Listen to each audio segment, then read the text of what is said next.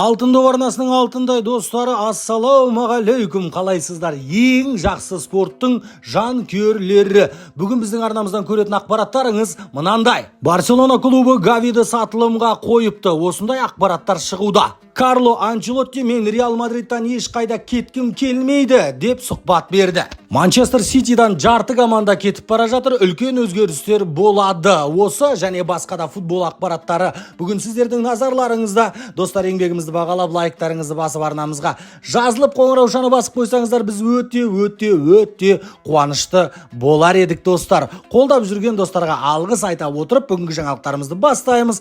Кеттік.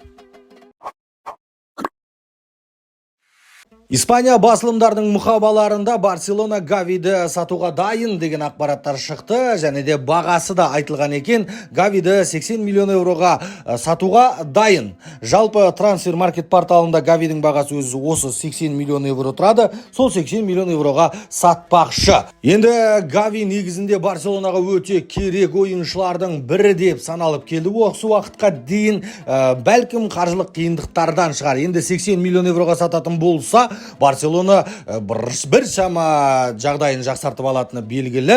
Бірақ Гавиді неге тәуекелге тастауы керек дегенде ойлар туындайды. Енді жарақаттан кейін Гави бәлкім ары қарай ойнай алмауы мүмкін бұрынғыдай, және де сол жарақаттан кейін 10 миллион евроға бағасы да төмендеп кетті деген сияқты. Жалпы болашаққа күмәнмен қарап, қазір сатып жіберу тиімді деп санайтын шығар. Ал Ханс Фликқа керек емес па бұндай ойыншы? Әлбетте керек. Ханс Флик бірақ еш нәрсені шешпейді. Не де болса, егер сататын болса, Гавиді дәл қазір сатқаны жақсы, 80 миллион евро ұстап қалғаны жақсы. Ал Гави бәлкім жақсы болып кете ма, немесе осылай төмендей бере ма бағасы деп тәуекелге бел буып қарап тексеріп 100 миллион евродай ақшадан айырылып қалғанша қазір сатқаны дұрыс шығар. Бірақ ол дамып кететін болса, шынымен де бұрынғы деңгейінен асып кететін болса, Педри мен Гави ортаның бәрін қопарып тастайтын ең мықты дуэт болып кетсе қайтеді. Ондай да мүмкіндік бар ғой. Гави өте тамаша ойыншы. Енді сіздердің ойларыңызша Гавиді дәл қазіргі таңда осы маусымнан кейін Барселонаның сатқаны дұрыс па, немесе алып қалғаны дұрыс па? Өз ойларыңызды айта отырыңыздар достар.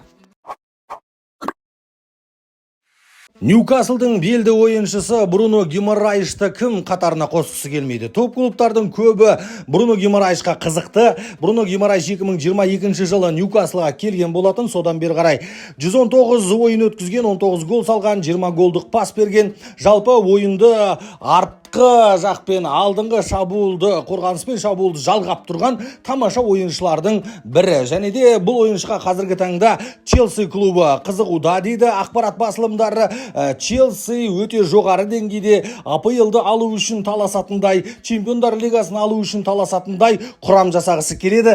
Қазіргі құрам оған жеткіліксіз. Қазіргі шашқан ақша бұған жеткіліксіз. Тағы да ақша шашу керек деп санайды Челси клубы. Ал енді Бруно Гимарайштың Ньюкаслмен 2028 жылға дейін келісім шарты бар. Егерде Челси қатты қалап алғысы келіп отырса, 115 миллион евро беріп, өтемақы құнын беріп Ньюкаслға Бруно Гимарайшты қатарларына қосса болады.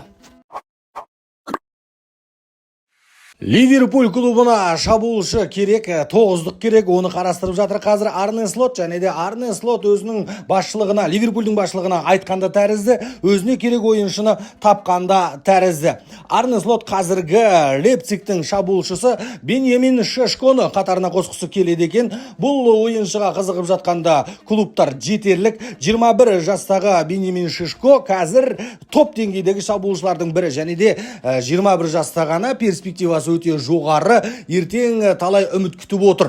Лейпцигта Шешконы аз ақшаға сатпайды, және бұл Шешкоға қызығып отырған АПЛ-дан жалғыз клуб Ливерпуль емес, Арсенал, Челси да қатарларына қосқысы келеді. Себебі Шешконың қазір Лейпцигтағы өтемақы құны 70 миллион евро ғана. Бұл ақшаны Ливерпуль да, Арсенал да, Челси да оңай бере алады Шешко үшін. Ливерпульда тағы да бір нұсқа бар дейді. Дарвин Нуньесті айырбастауға болатын шығар дейді. Себебі трансфер-маркет порталында екеуінің бағасы бір-біріне жақын. Шешко 70 миллион евро тұрса, Дарвин Нуньес 65 миллион евро тұрады трансфер-маркет порталында. Бірақ та Лейпцигқа қаншалықты Дарвин Нуньес керек екені белгісіз. Және Дарвин Нуньес жайлы тағы да бір ақпарат. Эл Националь басылымының айтуынша Дарвин Нуньес Ливерпульдан кеткісі келеді екен, басқа жақта бақ сынағысы келеді екен. Ливерпульда ашыла алмағанын өзі де түсінген шығар. Нуньесқа Атлетико Мадридтің тарапынан қызығушылықтар бар дейді. Енді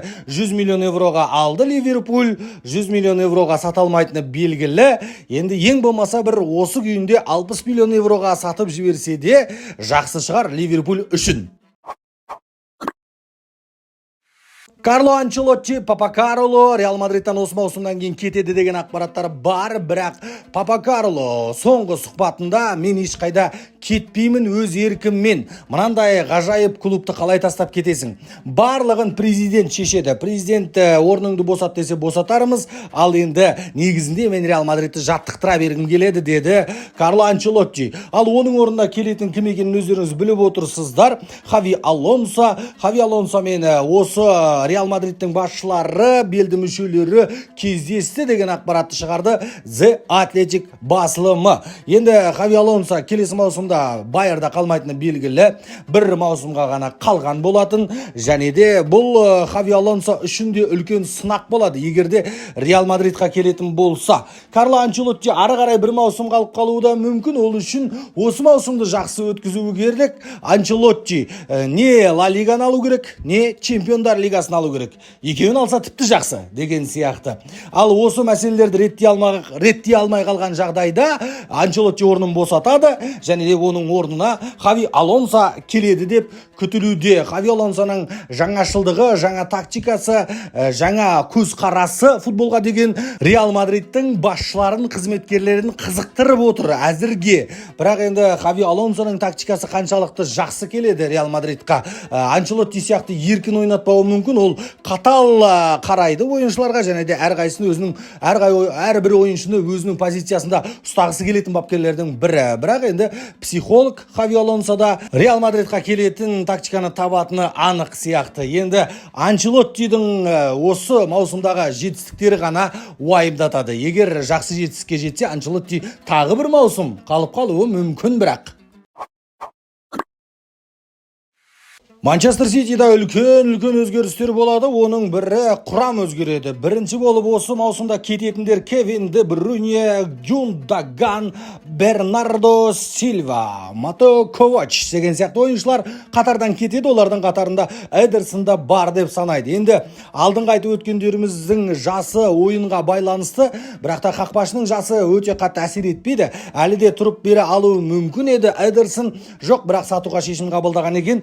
30-35 миллион евроға сатсақ деген ойлары бар екен. Ал ондай ақшаға Европада Эдерсонды ала қоятын клубтар табылмайтын шығар, бірақ Сауд Арабиясында табылады. Сауд Арабиясы былтырдан бастап көз салып жүр осы Манчестер Ситидің қақпашысына.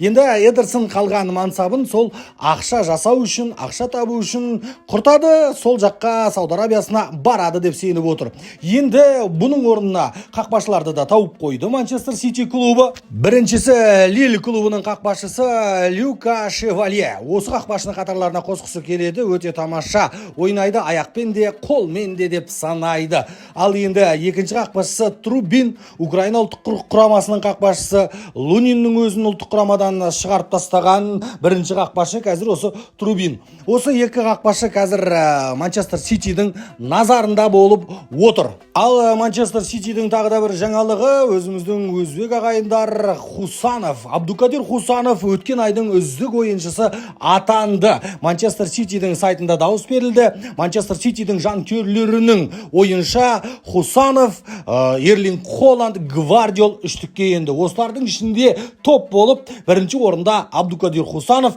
өткен айдың үздік ойыншысы болып танылды. Жанкүйерлердің санауынша өте тамаша, керемет мансабын бастады деп санаймыз, және де өзіне деген сенімділігі мықты Хусановтың ары қарай дәл осындай жетістіктерге жете берсін деген тілектеміз. Ал достар, бүгін дәл осы Манчестер Сити Ноттингем Форестке қарсы ойын өтетінін білесіздер. Және де Ливерпуль мен Саутгемптонның, Барселона мен Осасунаның ойындары бар. Осы ойындардың бәрін біз Телеграм арнамызда сіздерге тікелей эфирін тегін ұсынатын боламыз, жүргізетін боламыз. Қапы қалмай тіркеліп қойыңыздар. Телеграм арнамыздың сілтемесі осы видеоның астында комментария бөлімінде бекітіліп тұратын болады. Бүгінге осы достар, назарларыңызға рахмет. Алтын доптың YouTube арнасына тіркелуді де ұмытпаңыздар. Жиі жаңа жаңалықтарды сіздер үшін жеткізіп отыруға тырысамыз. Қолдап жүрген достарға тағы да алғыс айтамыз. Назарларыңызға рахмет.